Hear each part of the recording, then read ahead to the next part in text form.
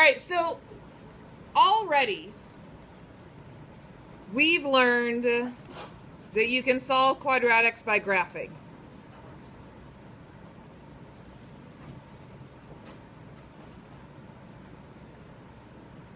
We've learned that you can solve quadratics by graphing. My advice to you is you solve quadratics by graphing if you're given a graph. If you're just given an equation, my advice is probably not to graph it because you'd have to create your own graph.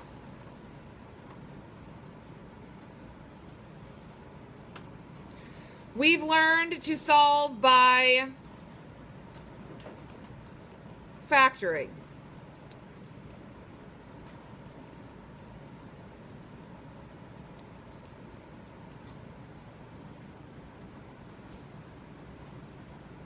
Right? Solving by factoring, when do you think you should solve by factoring?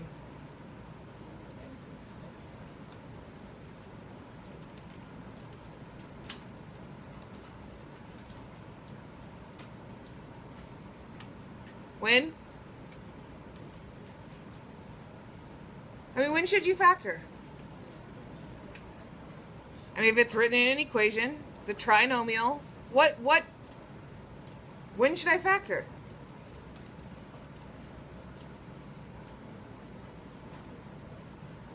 If there's no graph.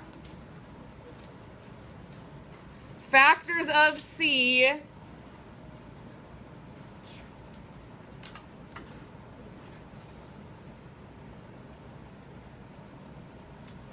That's not all. I'm waiting for you to fill in the information. Thank you. That add up to B. Have a sum of B. Why don't we just say it's add up to B? Does it mean the same thing? Factors of C that have a sum of B. Xbox? That's factoring. What's the third way we've already learned? Square root.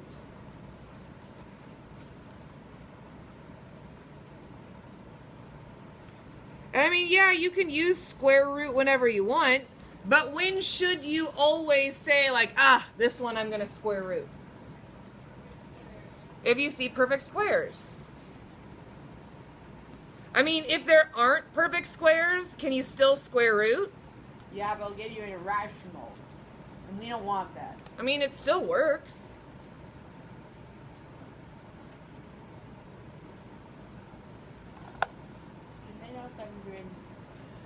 So, completing the square is another one. And completing the square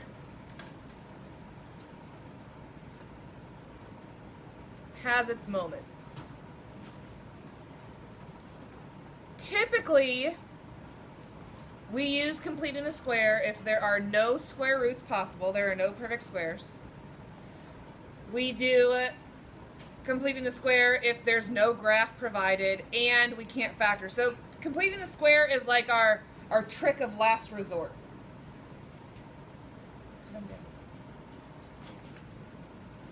Right? Completing the square is our, well, nothing else worked. Might as well try this. Completing the square is what we do if you can't graph, if you can't factor, if you can't square root. We're not going to give up. So, here are the steps. Step number 1.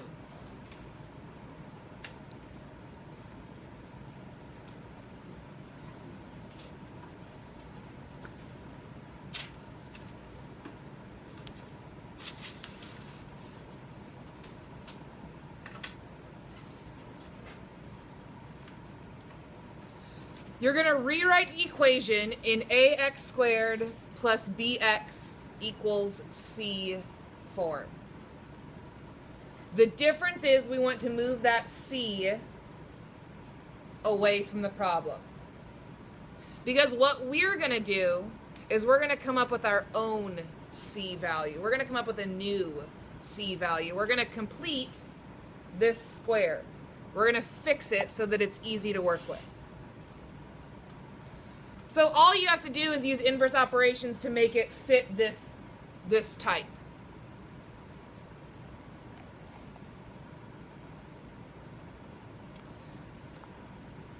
Step 2 is sometimes optional.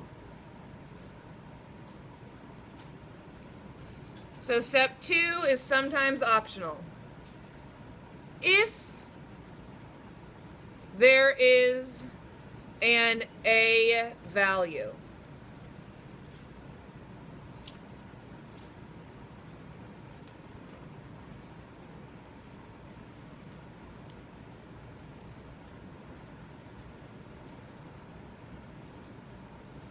if there is an A value, I'm not saying there's going to be, but if there is an A value, divide everything by it. If your A value is 3, everything gets divided by 3. That will sometimes, note to yourself, that sometimes will produce a fraction. Could. If your A value is -1, just negative, everything gets divided by a negative. So what happens if your value is an imaginary? Not going to happen. I didn't think so. 3. We're going to find a new C value. Now you think to yourself, I just get to pick a number? No. Here's a formula. B divided by 2 squared. That is our new C value. B divided by 2 squared.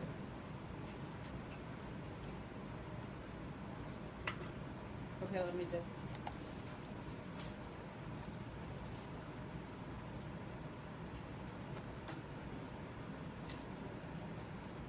check this out. That's it. So now we add whatever B divided by 2 squared is. I don't know, maybe it's 5, maybe it's 18. Wouldn't be 18, wouldn't be 5, but you know what I mean. 25, 36. Last two a perfect square. Yep, it's going to be a perfect square. You add it to both sides of the equation.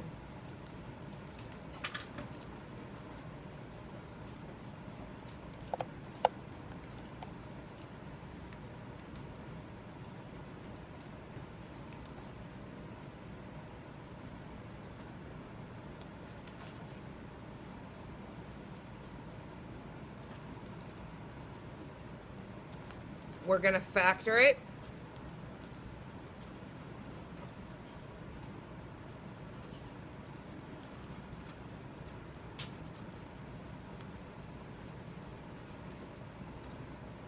Here's my hint to you. We're going to factor it, and it's going to be so easy to factor.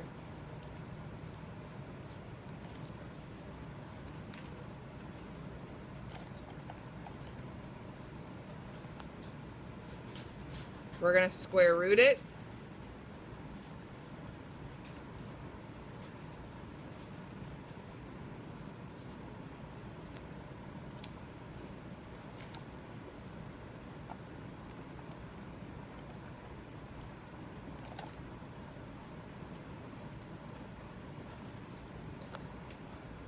And we're going to solve 2 times.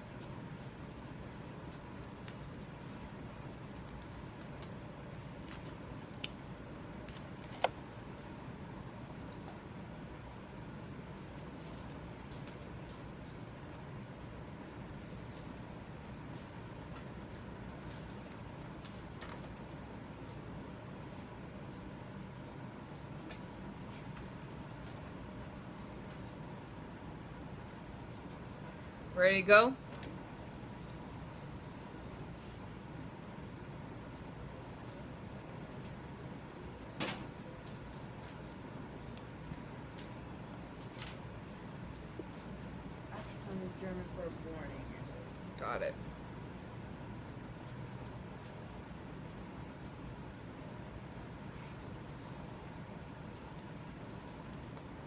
X squared equals 6x plus 20.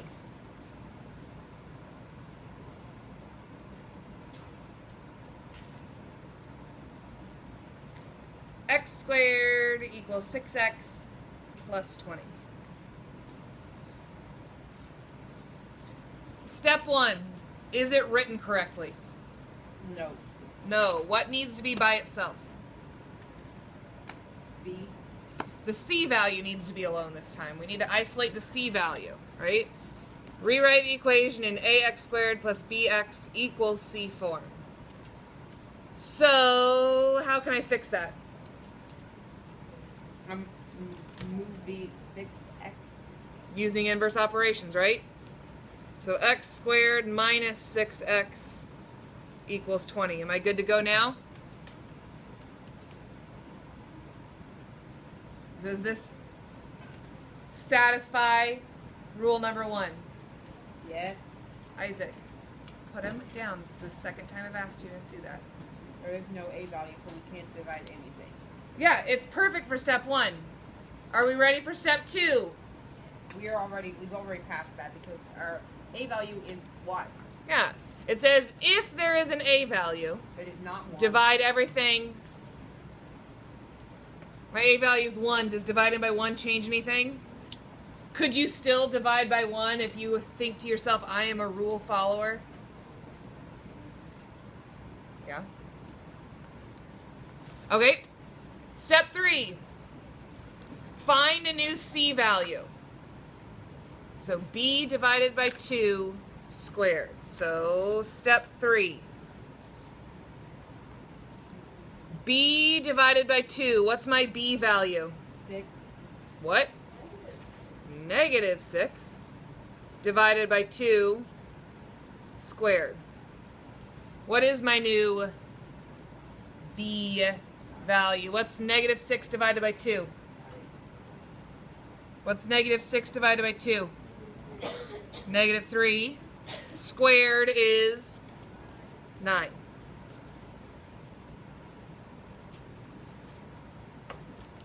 Step 4. Add b divided by 2 squared to both sides of the equation. All right? So step 4, I'm going to put x squared minus 6x plus 9 equals what? 29. 29. Because 20 plus 9 is 29.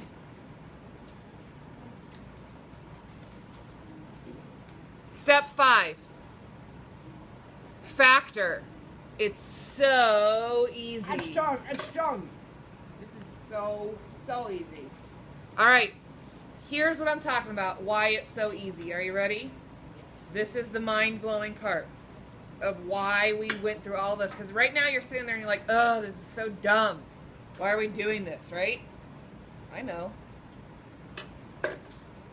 It's so easy to factor. Super easy to factor. What factors of 9 have a sum of negative 6? Negative 3 and negative 3. Golly. Earlier in this problem, I had the number negative 3 somewhere. What? Somewhere earlier in step 1, step 2, step 3, or step 4, I already encountered my factors are negative 3. Negative 3 make positive 9 when multiplied, and negative 3 and negative 3 make negative 6 when added. Where in the world did that negative 3 come from, Zoe? Yeah. Your b over 2, whatever number is right here, negative 6 divided by 2 is what? Negative 3. That's our factors. It's so easy to factor because you already know the factor. It's that b over 2 value.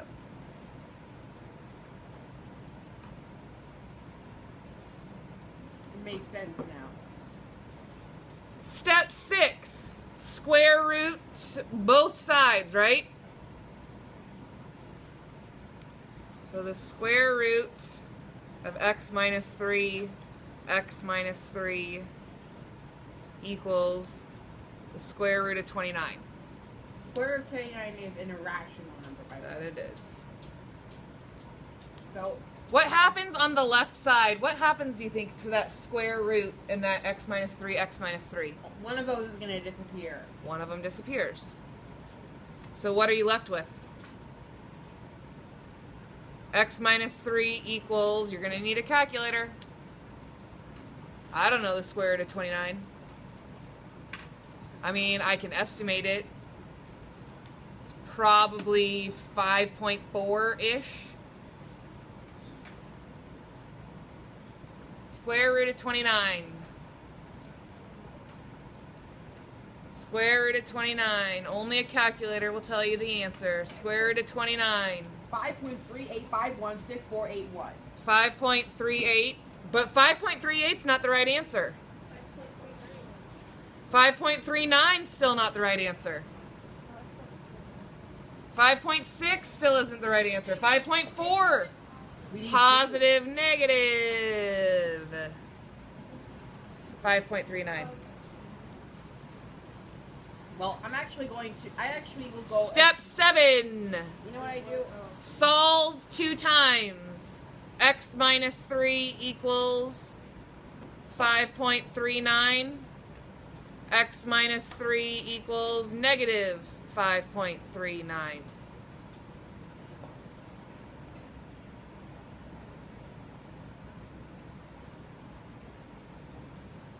What's my first value?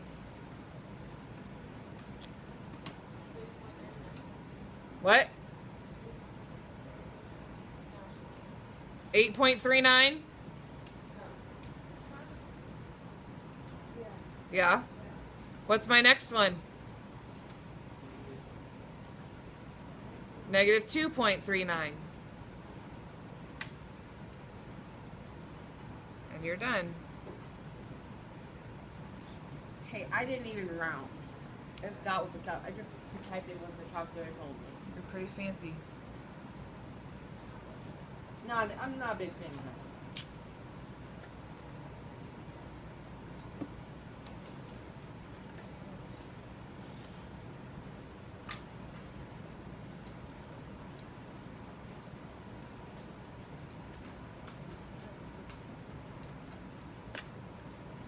Are we gonna have another example? What? Are we gonna have another example because we are running out of time? We are.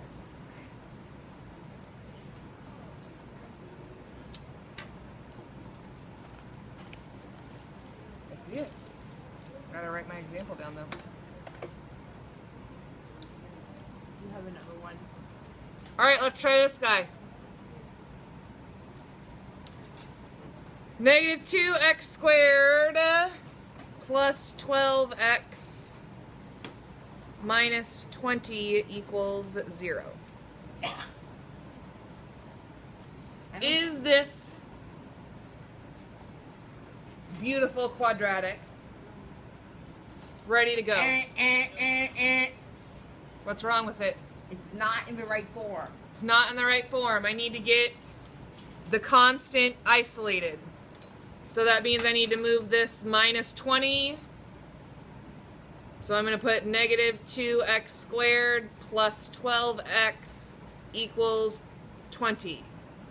Am I good to go now? We're ready for liftoff.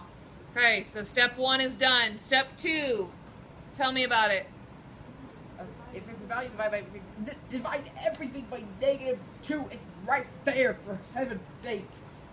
If there's an a value, divide everything by it. There is an a value, so we're going to divide by negative 2. Negative 2x squared divided by negative 2 is what? Negative 10. What? Negative 6. What? Negative 6x. What? Minus 12x. Got it. I would. 12x divided by negative 2 is negative 6x. There we go. Now we're on the same page. Equals 20 divided by negative 2 is negative 10. We did step 1, we did step 2. What's step 3? The new C value, so I'm going to do negative 6 divided by 2 squared, correct? Negative 6 divided by 2 is negative 3.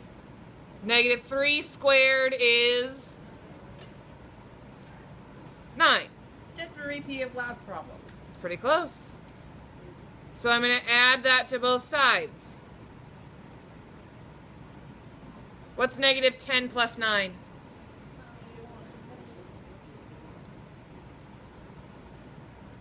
Hey, this looks exact. It looks pretty similar to the last one.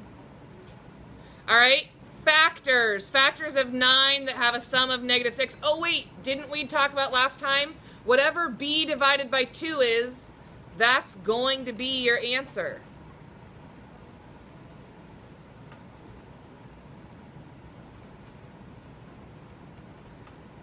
Factor. Step 5, factor. It's so easy.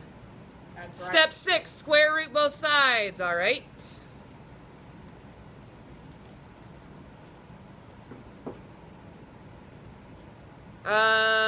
Square root cancels out one of them. So what's left over on the left side? Hey, we got. Hold on. Stop. X minus 3, correct? But we are in. Stop. Am I correct in the left side? Square root cancels out one of them, leaving me with x minus 3. On the right side, what do I get? What? I hear positive negative 1, and I hear no solution. Jacob, tell me. This is a no solution problem because there is a negative square root, for heaven's sake. Negative square root can't be done. These are minuses, right? Those can happen, but this right here cannot happen. No solution. No real solution. May I correct you? No solution at this point in time.